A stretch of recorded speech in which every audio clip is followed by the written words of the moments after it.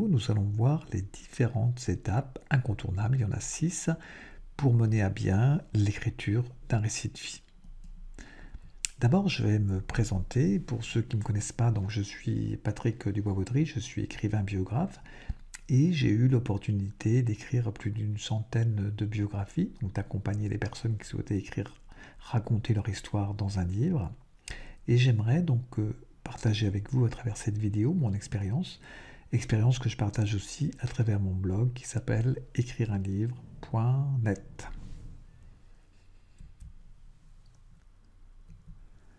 Alors, ce qu'on a vu dans une précédente vidéo, c'était les 4 clés en fait qui permettaient de bien se préparer à l'écriture. La première clé, c'était se préparer psychologiquement, mentalement, pour accomplir ce long parcours de l'écriture. La deuxième clé, c'était se fixer des règles, donc adopter une certaine discipline, sans laquelle on n'arrive pas à aller au bout de son projet. Et la troisième clé, c'était réunir les bonnes conditions pour écrire, c'est-à-dire savoir où, quand, à quel rythme vous allez écrire. Et enfin, la quatrième clé, que je juge la plus importante d'ailleurs, c'était de bien définir son projet. Autrement dit, de savoir ce qu'on avait l'intention d'écrire, pourquoi on voulait écrire et à qui on souhaitait s'adresser à travers le récit. Si vous n'avez pas vu cette vidéo, vous avez la possibilité de la regarder à nouveau, ou de la voir ou de la revoir sur cette même page. Alors, quelles sont les 6 étapes incontournables qui vous permettront de mener à bien l'écriture d'un récit de vie? La première étape, c'est de choisir les bons outils. Deuxième étape, c'est élaborer un plan qui vous servira de guide tout au long de l'écriture. Troisième étape, c'est rassembler ses souvenirs qui seront la matière première de votre récit. Quatrième étape, c'est trouver son style. Cinquième étape, mettre en page, de manière à donner une présentation agréable à votre livre et faciliter la lecture. Et enfin, sixième étape, c'est l'aboutissement, c'est de faire imprimer son livre, de lui donner l'apparence en fait d'un vrai livre, comme dans les librairies. Alors nous allons voir la première étape qui est de choisir les bons outils. Vous avez la possibilité d'écrire avec un stylo ou avec un ordinateur. Donc petit rappel, si vous écrivez à la main votre texte, on l'appellera manuscrit. Si vous l'écrivez à l'ordinateur, si vous le tapez à la machine, on parle de tapuscrit. Alors bien sûr, si vous êtes plus à l'aise avec le papier, si vous préférez le contact du papier, ou si vous n'êtes pas du tout familiarisé avec l'ordinateur, effectivement, à ce moment-là, écrivez directement sur le papier. Seulement, il faut savoir une chose, c'est qu'à un moment ou à un autre, vous serez obligé de passer par l'ordinateur. C'est-à-dire, vous serez, si vous ne pouvez pas le faire, vous serez obligé de donner votre texte à frapper, donc sur un ordinateur, pour en faire un fichier informatique, car à la fois l'imprimeur, si vous voulez faire imprimer votre livre, vous demandera un fichier informatique, également l'éditeur. Donc, ça sera un passage obligé de toute manière. Alors, quels sont les meilleurs logiciels en fait pour écrire? Logiciels qu'on appelle de traitement de texte. Il y en a 2. Le premier, c'est OpenOffice, il est gratuit. Le deuxième s'appelle Word, il est payant. Autant dire que ces 2 logiciels ont pratiquement les mêmes fonctionnalités et qu'ils vous permettent largement de faire la mise en page très professionnelle d'un livre. Vous pouvez par exemple insérer des photos, mettre des légendes. Donc c'est une mise en page tout à fait propre d'un livre. Ce n'est vraiment pas la peine d'aller dépenser votre argent dans des logiciels un peu plus compliqués que vous aurez peut-être du mal d'ailleurs à maîtriser.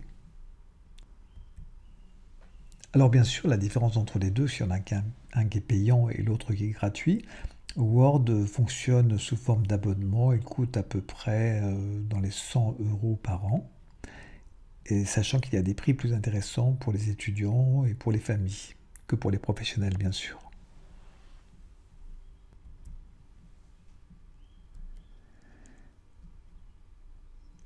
La deuxième étape incontournable, donc, c'est élaborer un plan. Alors le plan vous permettra d'écrire un récit bien structuré, cohérent, et donc qui sera facile et agréable à lire. Le plan vous permet en fait de garder toujours le bon cap. C'est impossible de s'égarer, impossible de tourner en rond si vous avez véritablement fait votre plan. C'est un petit peu comme une boussole, comme une carte routière. Il vous indiquera la route à suivre, d'où l'importance du plan. On aurait tort de penser que le plan est une prison, une sorte de cage.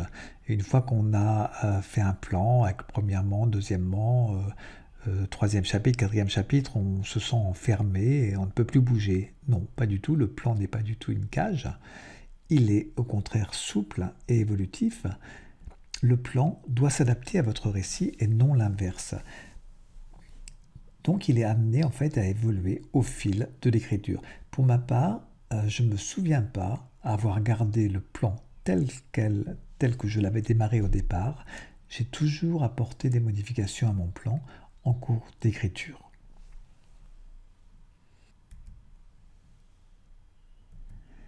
Alors, quel type de plan adopter? Il y a principalement deux types de plans, le plan chronologique et le plan thématique. Le plan chronologique, c'est par exemple de raconter votre vie dans le sens des dates.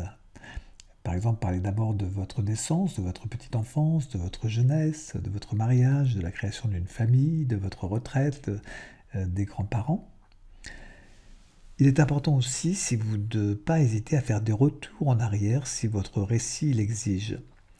Par exemple, vous pouvez évoquer des souvenirs d'enfance dans un chapitre consacré à votre vie d'adulte, bien entendu, ou encore évoquer un souvenir d'adulte dans un chapitre sur votre petite enfance. Le plan thématique, alors quelques exemples de plans thématiques, de chapitres éventuels. Ça peut être mon école, mes enfants, mes petits-enfants, mes amis, mes rencontres, mon métier, mes passions, mes voyages, mes loisirs. Alors, c'est important de savoir que ça ne vous empêche pas du tout de construire chaque chapitre selon un plan chronologique. Par exemple, si vous parlez de vos rencontres, vous pouvez très bien parler de vos premières rencontres au fil de votre vie et de reprendre donc le fil chronologique en fait.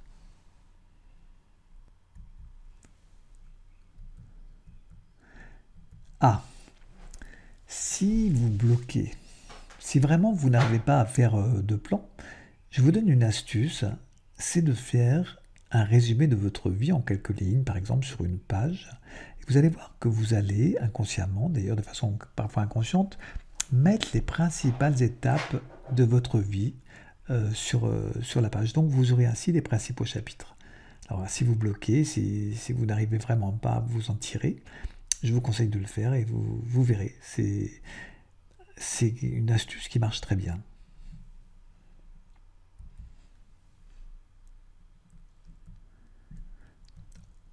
Autre étape, donc c'est la troisième étape, c'est rassembler ses souvenirs. C'est vraiment la matière première de votre livre. Et sachez qu'un souvenir donnera naissance à un autre, et ainsi de suite. Vous tirez sur un fil, et puis c'est comme une pelote de laine. En fait, ça va... Voilà, c'est comme des poupées gigognes. Vous en tirez un, vous en avez un autre, et encore un autre. C'est assez étonnant. Alors, attention, très souvent, moi, il y a des personnes qui me disent oui, mais moi j'ai peur d'oublier des souvenirs, j'ai peur d'oublier certaines choses. Et je leur réponds que ce n'est pas du tout important, car un récit de vie n'est pas un catalogue de souvenirs, c'est pas un dictionnaire, c'est pas une encyclopédie dans laquelle on va mettre le maximum de souvenirs. Non. Vous vous rappellerez de toute façon des souvenirs qui vous ont marqué, et c'est vraiment l'essentiel. Donc n'ayez pas peur d'oublier les souvenirs, vous en oublierez forcément.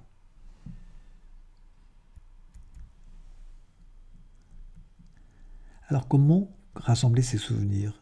Moi je vous conseille de vous replonger dans votre album photo, beaucoup de familles en possèdent, et vous verrez des indices parfois très précieux. Par exemple, c'est une voiture, vous allez vous rappeler de la couleur de la voiture de votre père. Ah oui, effectivement, vous aviez fait cette expédition, ce voyage au bord de la mer, par exemple, où vous allez voir un chien. Oui, c'était votre chien ou le chien de votre tante. Il y a plein d'indices, en fait, sur une photo. Regardez-la attentivement, des indices qui vont faire ressurgir des souvenirs. Vous pouvez également partir à la redécouverte des cartes postales ou du courrier que vous auriez reçu. Vous pouvez aussi regarder tout simplement autour de vous, il y a des objets qu'on vous a donnés en cadeau, que vous avez ramenés d'un voyage ou euh, voilà, qui datent de votre enfance, peut-être que vous avez voulu conserver précieusement et qui sont également porteurs de souvenirs. Vous pouvez bien sûr aussi écouter de la musique, des chansons qui ont pu bercer votre adolescence, les parfums, par exemple l'odeur du cirage, l'odeur de la confiture de votre grand-mère, l'odeur de l'herbe mouillée, après une promenade qui vous a beaucoup marqué dans la nature, les goûts. Vous pouvez aussi jouer avec les mots, c'est-à-dire vous allez prendre un mot et vous allez, alors ça ne marche pas à tous les coups, mais vous allez prendre par exemple le mot arbre, ou vous allez prendre le mot orage, et essayer de voir ce que ça peut vous rappeler. Ou vous allez prendre le mot cinéma, ou le mot plage, et vous allez voir qu'avec certains mots, des souvenirs vont revenir. C'est un jeu qui marche à tous les coups.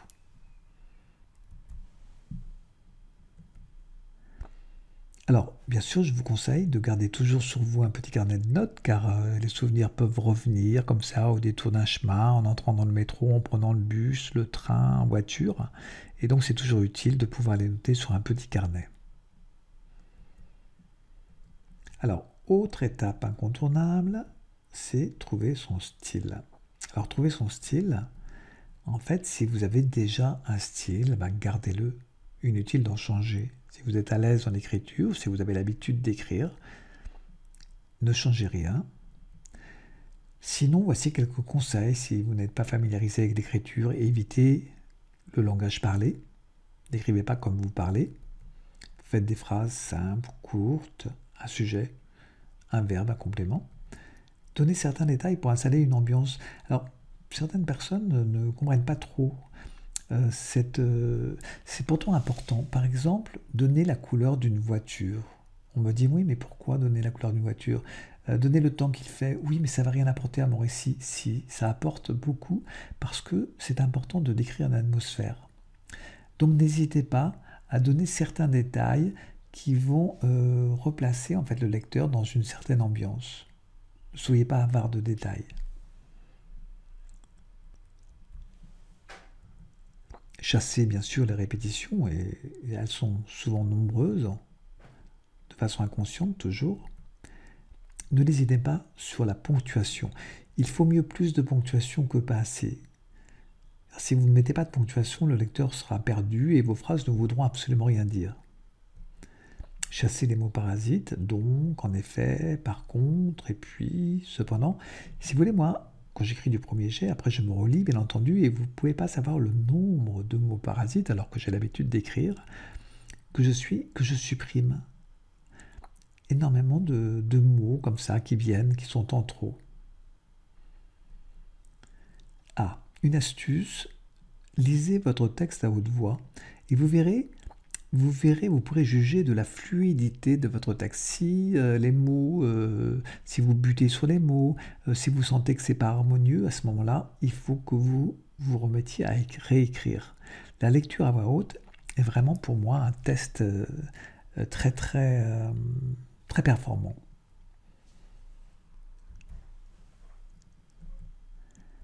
Autre étape incontournable, et c'est la mise en page. Mise en page, tout simplement pour présenter un livre agréable à lire. Alors, on a vu tout à l'heure quel logiciel utiliser, donc Word ou OpenOffice, et on a vu qu'il suffisait largement à faire une mise en page professionnelle. Simple, mais professionnelle.